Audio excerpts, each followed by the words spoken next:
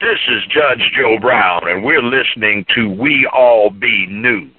News-free Dixie for the 21st century.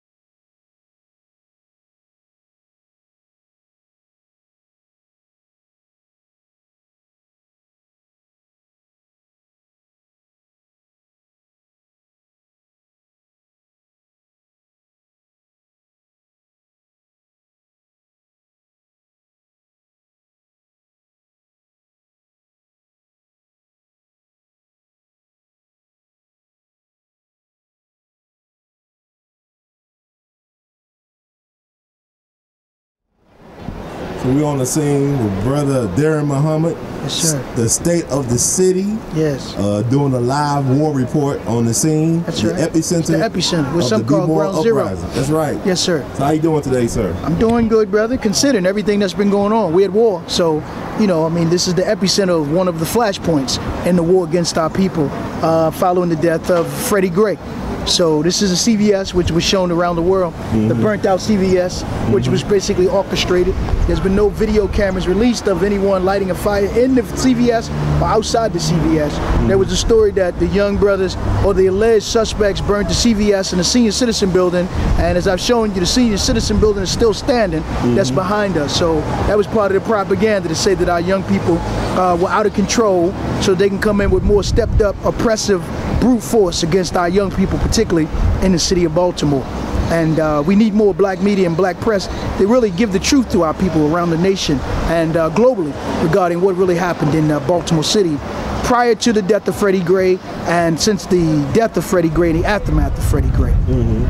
So what do people need to know is on the outside looking in, like what's really going on with BEMoor right now as a situation? Well, they need to know that Baltimore City over the past 40 to 50 years has been controlled by basically wicked forces within the city. We call the black guerrilla, white guerrilla family, pardon my language. We do have a gang problem, but the gang problem are not black youth. The gang problem are organized white men in business suits, Brooks Brothers suits, and them ugly Bostonian ties that are basically robbed, killed, pillaged, and embezzled money from this city, money that should be coming into the communities uptown. They've been basically diverting the money downtown to build up Johns Hopkins, to build up the Inner Harbor West, so much so that they now have an Inner Harbor East, to build fine hotels in Baltimore City. They've used what's called pilots, which is payment in lieu of taxes. They use TIF money, which is tax increment financing, which is money that should be going into building schools, building recreation centers, and building vibrant communities all throughout the city of Baltimore, that they've diverted the money to go exclusively to affluent or rich white communities. And now that they've done it with the white communities and with the white Inner Harbor, they're now moving to do it through the white universities such as Johns Hopkins, such as Maryland Institute of College of Arts, such as the University of Maryland. So they all play a part in this enormous white guerrilla family attack, systemic attack, tactical attack against the black community, without our people having a full understanding, overstanding, and understanding of what has really happened to our people over generations in the city of Baltimore.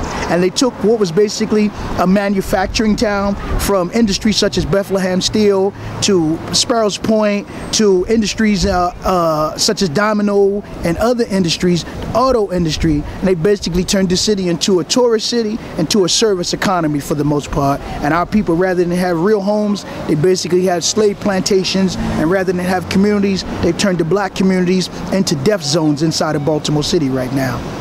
And why are some questions that a lot of people were not asked by mainstream media that should have been asked as relates to this situation in Baltimore? Well, if you just start with the situation in Baltimore City, with all of the federal dollars that have been pumped into Baltimore City, there's been no accountability. There's been no audits over the past 20, 30 years. And I mean real systemic, tactical, practical audits to ask where did the money go, what jobs were created, what homes were built in certain communities, and then where the money didn't go, who are the ones that should be held accountable for where that money didn't go and that money didn't flow. Okay, and it relates to Freddie Gray. This is not like a one event, a one-time occurrence, correct? No, we've had countless Freddie Grays in the city of Baltimore. I always say we've had 1,000 shades of gray in terms of black men that have been killed in custody of the Baltimore City Police Department. But in specifically, they have a policy where when young black men are arrested, more so than when whites are arrested, they're supposed to be taken to central booking. But they're taking the young black men to the police district station houses, which what we found out is that they use that as a tactic in order to flip these young men and make them basically criminal informants, or make them snitches, or make them rats to work for the local police department, or work for detectives in the police department, or they'll work for those on a state level or those on a federal level. And then they release these young men back out in the street, similar to what we saw in the movie with Jamie Foxx called Bait. And these young men become bait in the street because the streets know that they've been talking with the police or working for the police. And so when you hear about all of these killings that's going on in Baltimore City and young men being shot in the head, these are what we call dome shots, or they're kill shots, in terms of, again, making sure that person is killed. And it's usually done in the public so that it's a warning to others that you should not be working with and for the police. And none of the mothers of these murdered young men and families have sued the police department or sued the federal government in terms of the U.S. Attorney's Office here in Maryland under Rod Rosenstein to ask why you're using these young men in this way, rather than if they are arrested, if they take a plea deal, then they should immediately begin serving their time, not be allowed to be out on the street as bait for, again, the local law enforcement authority or the federal law enforcement authority. Wow, that's incredible. And also, you know, people say what they see on TV, they talking about the protesters being thugs and criminals and whatnot. But yeah, as I look around, you've been taking me around, what do black people own in the city of Baltimore? I mean, neighborhoods are literally swept out the map, boarded up buildings. What do black folks own in the city to be proud of or be called a community? Well, nothing. When you look at what we own, it's few and far between as far as businesses that we own. And taking you through an area such as Pennsylvania Avenue, where we had historically black-owned buildings, all that's been torn down, and most of that the members of the Jewish community own. Taking you to other parts of Baltimore City, where again was historically black communities that's been torn down, that John Hopkins owned.